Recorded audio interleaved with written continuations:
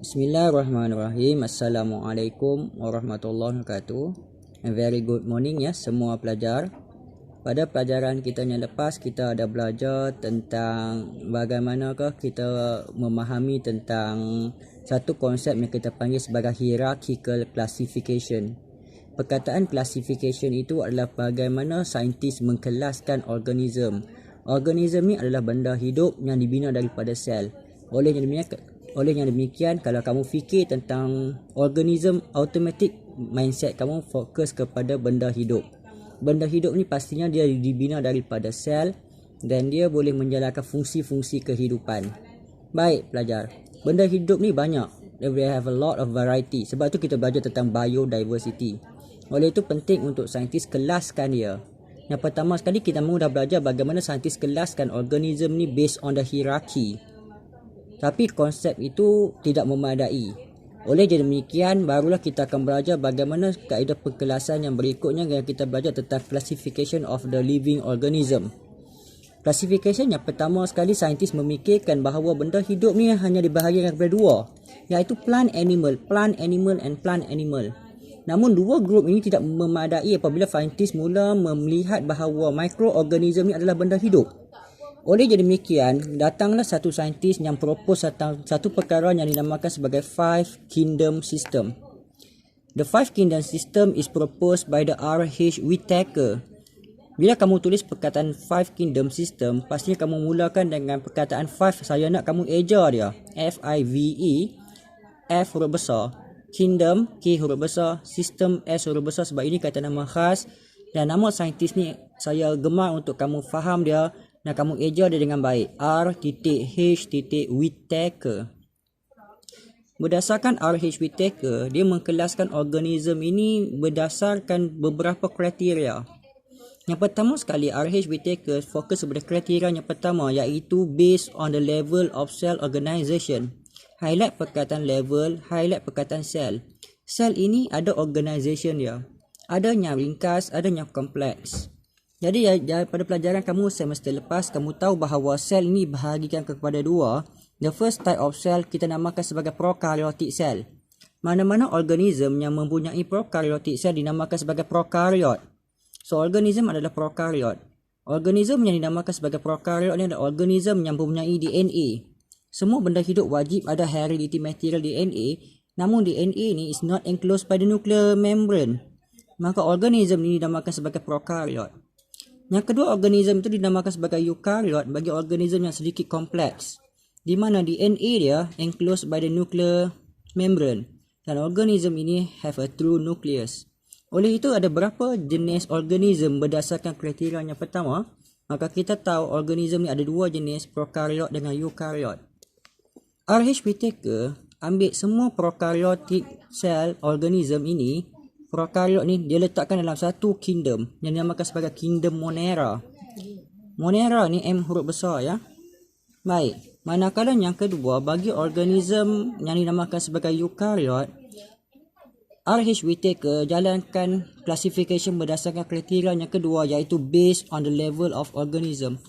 Highlight perkataan level, highlight perkataan organism. Tadi kita fokus kepada sel. Sekarang organism. Bagi semua eukaryotic cell organism ini, dia ada dua peringkat. Yang pertama adalah unicellular apabila dia exist as single cell. Yang kedua adalah multicellular organism. Semua eukaryot unicellular organism berada dalam kingdom Protista. Kalau saya tanya kamu apakah ciri-ciri Protista? Protista mestilah eukaryotic cell. Yang kedua adalah unicellular. Dia hanya boleh wujud sebagai single cell. Ada organism, single cell tak cukup untuk menyebabkan dia berfungsi. Dia mesti terdiri daripada banyak sel. Organism yang can be functional sebagai multiple cell dinamakan sebagai multicellular organism. R.H. Whittaker jalankan kriteria yang ketiga. Dia mengkelaskan semua multicellular eukaryotic organism ini berdasarkan mode of nutrition. Kriteria yang ketiga ni akan mengkelaskan organism kepada tiga peringkat lagi. Yang pertama, berdasarkan cara dia mengambil nutrisi, ada organism yang autotrophic. Maksudnya dia can synthesize their own organic compound. synthesize their own organic compound. Dan apabila dia menggunakan tenaga cahaya sebagai source of energy, organism dinamakan sebagai photosynthetic organism. Semua photosynthetic organism, multicellular and eukaryote diletakkan sebagai kingdom Plantae. Dan kingdom Plantae ini adalah non-motile. Baik, yang kedua, ada organism dia tak boleh buat makanan sendiri. They cannot synthesize their own organic compound. Cannot synthesize. Organism ni must obtain nutrition from others. Organism ni dinamakan sebagai heterotrophic. Dapatkan makanan daripada organism lain tapi tak boleh bergerak. Boleh ke? Masih boleh. Sebab organism ini menjalankan fungsinya sebagai saprophytic organism. Saprophytic organism ini dia tak boleh buat makanan sendiri. Namun dia boleh obtain the nutrition from the dead organic matter. Organism yang menjalankan fungsi ini iaitu saprophytic, multicellular, eukaryotic adalah kingdom fungi. Namun ada exceptional di sini, ada beberapa kingdom fungi yang unicellular. Contohnya adalah yeast.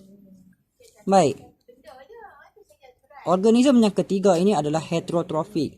They cannot synthesize their own organic compound. They obtain nutrient from others. Namun dia motile. Dia boleh bergerak mendapatkan mangsanya. Organism ini menjalankan proses ingestion. Ingest. Organism ini dinamakan sebagai holozoid. Mana-mana organism yang holozoid, multicellular, eukaryote diletakkan dalam kingdom Animalia. So semuanya ada berapa kingdom di sini? Kingdom Monera, kingdom Protista, kingdom Plantae, fungi, kingdom Animalia. Semuanya 5 kingdom. So 5 kingdom system ini ada berapa kriteria untuk kita kelaskan dia? Ada 3, iaitu level of cell organization, level of organism, mode of nutrition. So dengan 3 kriteria ini, maka 5 kumpulan kingdom dapat dipecahkan dan dia dijalankan oleh R.H. Whittaker. Nama classification ini adalah 5 kingdom system. So ini saja pelajaran kamu untuk hari ini. I hope kamu dapat study dengan baik, fahamkan dengan baik, rujuk nota, rujuk apa yang saya ajar, baca 2 kali, 3 kali dan akhirnya kamu faham. Dan semoga ingat ya. Bye semua.